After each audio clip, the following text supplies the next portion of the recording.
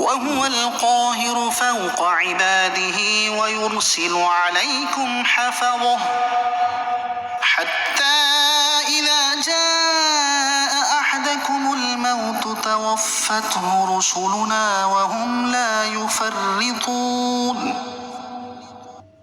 اور وہی اپنے بندوں پر غالب ہے اور وہ تم پر نگہبان بھیجتا ہے یہاں تک کہ جب تم میں کسی کو موت آتی ہے تو ہمارے فرشتے اس کی روح قبض کرتے ہیں اور وہ کوئی کوتاہی نہیں کرتے۔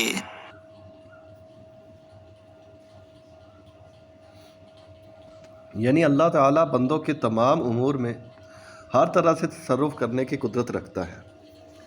وہی عطا کرتا اور وہی اپنی عطا روکتا ہے، وہی ملاتا اور وہی توڑتا ہے، وہی نفع و نقصان پہنچاتا ہے، وہی عزت و ذلت دیتا ہے، وہی زندگی اور موت دیتا ہے۔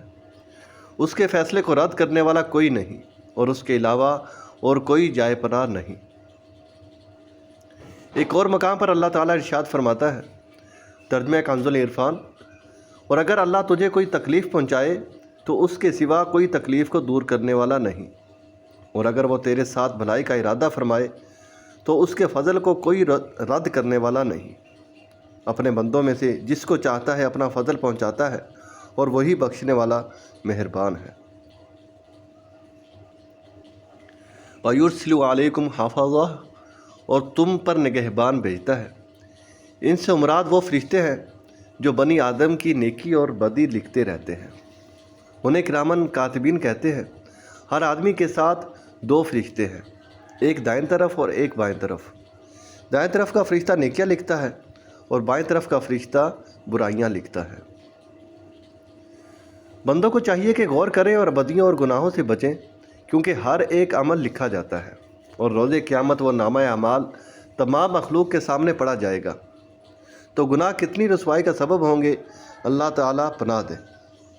اسی کے پیش نظر امام محمد غزالی رحمۃ اللہ تعالیٰ علیہ نے زبان کی حفاظت کے متعلق فرمایا۔ حضرت عطا بن ابی رباح رحمۃ اللہ تعالیٰ علیہ فرماتے ہیں، تم سے پہلے لوگ فضول کلام کو ناپسند کرتے تھے۔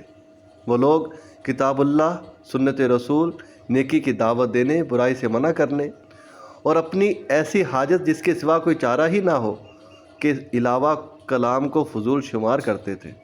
کیا تم اس بات کا انکار کرتے ہو کہ تمہارے دائیں بائیں دو محافظ فرشتے کرامن کاتبین بیٹھے ہیں؟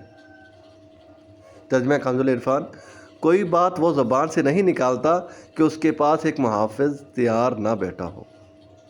کیا تمہیں اس بات سے حیا نہیں آتی کہ تمہارا نامہ اعمال جب کھولا جائے گا جو دن بھر صادر ہونے والی باتوں سے بھرا ہوگا، اور ان میں زیادہ تر وہ باتیں ہوں گی جن کا نہ تمہارے دین سے کوئی تعلق ہوگا نہ دنیا سے۔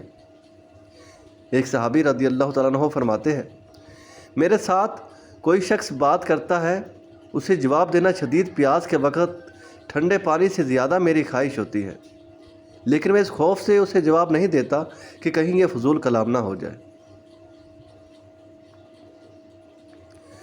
توفتہ رسلنا، ہمارے فرشتے اس کی روح قبض کرتے ہیں۔ ان فرشتوں سے مراد یا تو تنہا حضرت ملک الموت علیہ السلام ہے، اس صورت میں جمع کا لفظ رسل تعظیم کے لیے ہے، یا حضرت ملک الموت علیہ السلام اور وہ فرشتے مراد ہیں جو ان کے مددگار ہیں۔ جب کسی کی موت کا وقت آتا ہے تو حضرت ملک الموت علیہ السلام اللہ تعالیٰ کے حکم سے اپنے مددگاروں کو اس کی روح قبض کرنے کا حکم دیتے ہیں۔ جب روح حلق تک پہنچتی ہے تو خود قبض فرماتے ہیں۔